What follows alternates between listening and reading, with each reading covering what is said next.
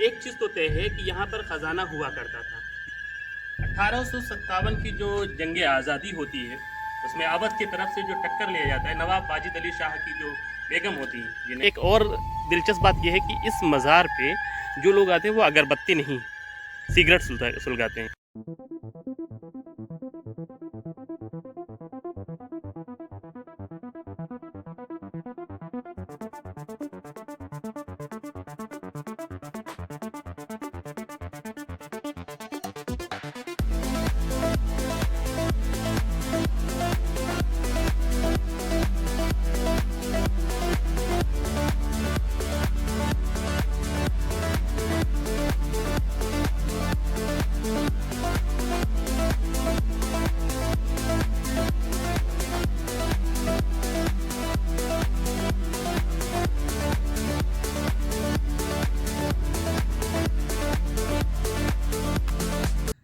कहानी कितने लोगों की सुनाएगी जुबां अपनी, न जाने कितने यादों को समेटे है यहाँ अपनी। कभी महलों की रौनक थी मगर अब शहर खामोशा, गिरे खंडर बयां करते हैं कितनी दास्तां अपनी, और ये खंडर भी अपनी दास्तान बयान कर रहे हैं। आदाब, नमस्कार, आप देख रहे हैं पैनी नज़र व्लॉग और मैं हूं आपका host Shamsul Arfeen. Visual capture कर रहे हैं गुफरान लखनवी, और आज के व्लॉग में हम आपको दिखाने वाले हैं मूसा बाग। जी हाँ, मूसा बाग की हवेली या मूसा बाग का किला। तो आइए चलते हैं। आज से तकरीबन 220 साल पहले, यानी ये 1803 या 4 में इस किले की जो कंस्ट्रक्शन था, जो बनाया गया था, और इसको बनाया था नवाब सादत अली खान साहब के ज़माने में। ये पूरा हुआ है नवाब आसिफुद्दौला के ज़माने में इसकी शुरुआत हुई थी। आइए अंदर भी दिखाते हैं। ये जो जीने देख रहे हैं इस किले के, वो बिल्कुल ज़मींदोज़ हो चुके हैं, यानी कि ये बिल्कुल खंडार होंगे। जब भी आप कभी इस पे आएँ तो बहुत संभल के चलें। और चूंकि इस वक्त बारिश का वक्त है तो देखिए झाड़ी झंकाड़ भी बहुत ज़्यादा उगी है, और हम आपको इसके अंदर ले चलते हैं।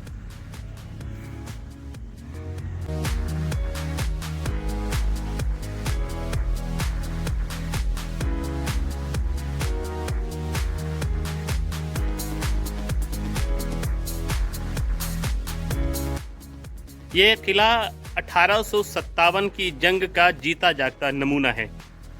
कभी ये ऐसा हुआ करता था कि बाहर के यूरोप के मेहमान जो आते थे उनको यहाँ घुमाया जाता था। शिकारगाह भी था। ऐसा कहा जाता है कि यहाँ पे ख़जाने और जो हथियार होते थे उसके भंडार किए जाते थे। लेकिन इस वक्त ये अपने सबसे खस्ता हालत दौर में गुजर रही है, ये मूसा बाग का किला।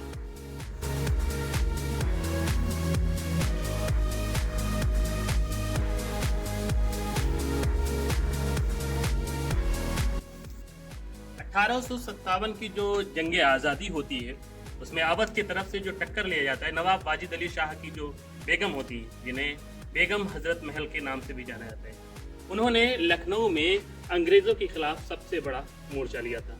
और ये शायद हिंदुस्तान के इतिहास में पहली बार रहा होगा कि किसी खातून ने अंग्रेज़ों के दांत खट्टे किए थे।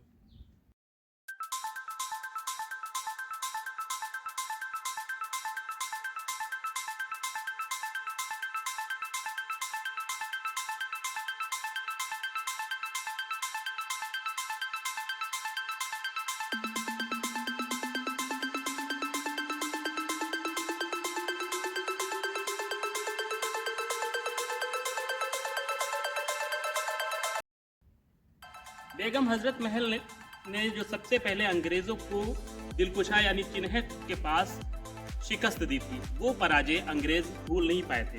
सुल्तानपुर, गोरखपुर और गोंडा जैसे जो इलाके थे जो अंग्रेज़ों के कब्जे में थे, वो निकल गए थे। इस मौके पे अंग्रेज़ों के दांत खट्टे करने वाली बेगम हजरत महल ने रेजिडेंसी पे एक बार फिर से कब्जा कर लिया था।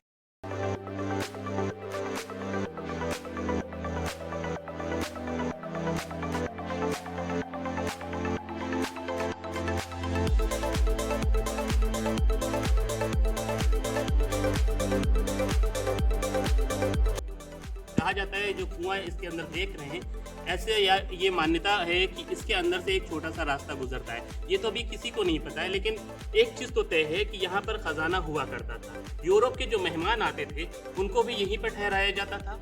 और आज से तकरीबन 220 साल पहले यहाँ पर एक अंदर जो खंडहर है जिसे तहखाना कहा जाता है, वहाँ पे एसी रूम हुआ करता था। एसी रूम मतलब बिजली नहीं, लेकिन कंस्ट्रक्शन बहुत अच्छा। ये देखिए, ये एक अंदर का दूसरा रास्ता जा रहा है। आइए हम दिखाते हैं कहीं से जो रास्ते कटे हुए हैं अंदर साइड पे, वो भी हम आपको दिखा रहे हैं, क्योंकि अब ये खंडहर हो चुके हैं। और ये देखिए, यहाँ से एक रास्ता सामने बुर्ज की तरफ जाता हुआ हमें दिख रहा है।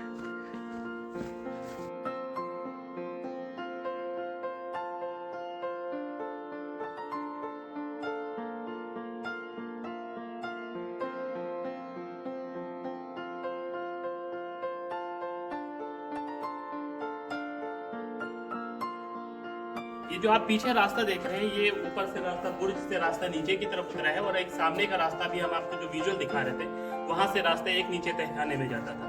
और यही एक रास्ता था जो ऊपर से आने के में काम आता था। लेकिन अब सबके सब जमींदोज हो गए। किसी शायर ने कहा था कि न गोरे सिकंदर न है कब्रे दारा, मिटे नामियों की निशा कैसे कैसे। ये दिखाइएगा आगे।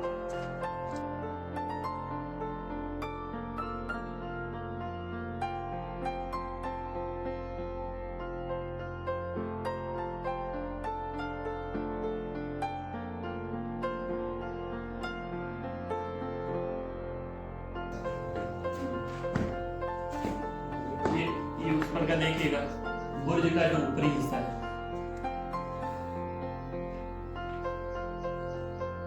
अगर देखा जाए तो और का ये देखिए, एक बहुत ही खूबसूरत गैलरी दिख रही है। और यहाँ से बैठ के आप पूरे रास्ते पे देख सकते हैं। लेकिन चूंकि अब ये बहुत दिन हो गए, पहले यहीं से सारे दुश्मनों पर और अपने आने वाले लोगों के लिए नजर रखी जाती थी। ऐसे ही 4 बुर्ज सामने भी नजर आएंगे। हर बुर्ज पर लोग बैठते थे और नजर रखते थे। ये जो आप होल देख रहे हैं ना, ये चारों तरफ होल है इस बुर्ज के। और इसके अंदर उस वक्त अपने जो निगरां होते थे, वो तीरंदाज जो होते थे, वो बैठते थे कि कोई भी बाहर से संदिग्ध बंदा आए तो उसको रोक सकते। तो इसमें तीरंदाज बैठाए जाते थे।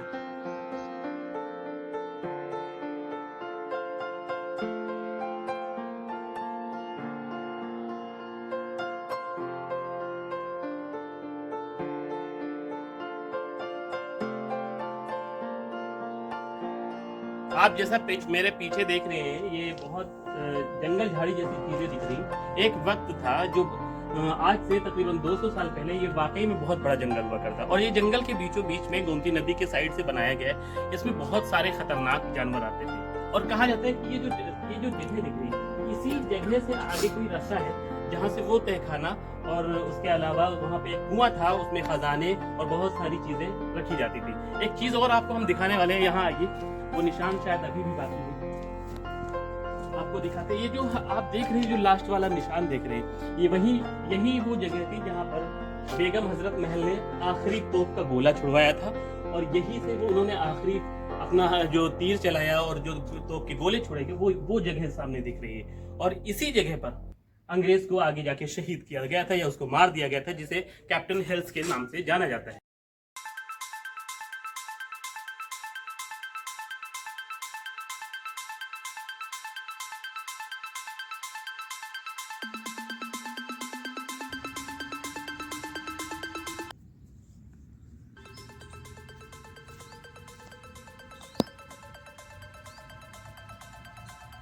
तो ये जो आप पीछे मज़ार देख रहे हैं, असल में इसके बारे में ये कहा जाता है कि ये कैप्टन बाबा की मज़ार है। बहुत सारे लोगों की ये आस्था और मान्यता है कि उनकी जो भी मुरादें होती हैं वो यहाँ से पूरी होती हैं, और वो फिर उसके बाद वाइन वगैरह चढ़ावा चढ़ाते हैं।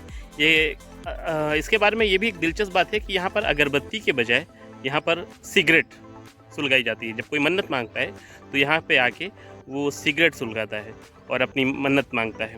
इसके बारे में एक दिलचस्प बात बताते हैं कि ये 1858 यानी कि आज़ादी से तकरीबन 91 साल पहले की बात ये है कि यहाँ पे जो जंग हुई थी उसमें कैप्टन वेल्स जो थे वो मार दिए गए थे। स्वतंत्रता संग्राम सेनानियों के ज़रिए से कैप्टन वेल्स को मार दिया गया था। ये उन्हीं की कब्र है, लेकिन आज ये किसी बुज़ुर्ग की मज़ार से कम नहीं मानी जाती है। तो इसी की ये मान्यता है कि यहाँ पे सिगरेट जलाई जाती है और सिगरेट सुलगाई जाती है। तो आगे ये जो पीछे आप देख रहे हैं ये मूसा बाग किला है, और मूसा बाग किले के जो बारे में बता रहे थे हम आपको, ये उसके पीछे का हिस्से का ये बुर्ज है जो नज़र आ रहा है अभी। बेगम हजरत महल की सबसे ज़्यादा मजबूती ये थी कि उनके साथ उनका जो मुहाफिज दस्ता यानी सिक्योरिटी गार्ड की जो एक फौज थी वो औरतों की थी। दिलचस्प बात ये है, बेगम हजरत महल हिंदू मुस्लिम एकता की बहुत बड़ी हामी थी। उन्होंने सभी को साथ लेकर चला। अंग्रेज जो यही राज कर रहे थे हमेशा से हिंदू मुस्लिम फूट डालते थे। सबसे पहले बेगम हजरत महल ने उसका काट किया और उसकी तोड़ दी, और उसके बाद अंग्रेजों को छक्के छुड़ा दिए। 284 एकड़ में फैला ये मूसा बाग, क्योंकि स्वतंत्रता संग्राम का आखिरी मरहला यहीं से पूरा किया गया। मौलवी अहमदुल्ला ने पूरी तरीके से अंग्रेजों पे जबरदस्त हमला किया था। हमले के बाद अंग्रेज पीछे भी हट गए थे। ये ऐन मौके पे अंग्रेजों को कानपुर से मदद मिल गई थी। उसके बाद बेगम हजरत महल अपने बच्चे के साथ, जिसका नाम बिरजिस कादिर था, वो नेपाल चली गई थी, और वहीं पर नेपाल में ही बेगम हजरत महल ने आखिरी सांस ली थी। और नेपाल की शाही मस्जिद के अहाते में आज भी उनकी कब्र मौजूद है।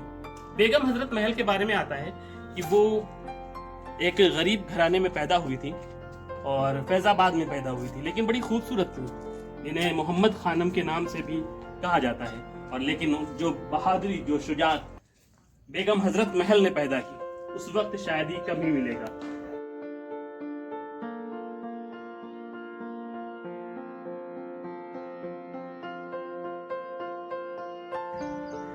तो आज का हम अपना व्लॉग यहीं पर ख़त्म करते हैं। कैसा लगा हमारा व्लॉग बताइएगा गुफरान भाई। व्लॉग बहुत अच्छा लगा, भाई ने बहुत मेहनत से बनाया है इतनी गर्मी की शिद्दत में। और मौसम तो अच्छा है पर भाई के पसीना बहुत आ रहा है। तो इस व्लॉग को यहीं पर ख़त्म करते हैं। अगर हमारे चैनल पर आप नए हैं तो चैनल को सब्सक्राइब ज़रूर करिएगा, कमेंट करिए, शेयर करिए। तब तक के लीजिए अपने दोस्त को इजाज़त। Tata, bye bye.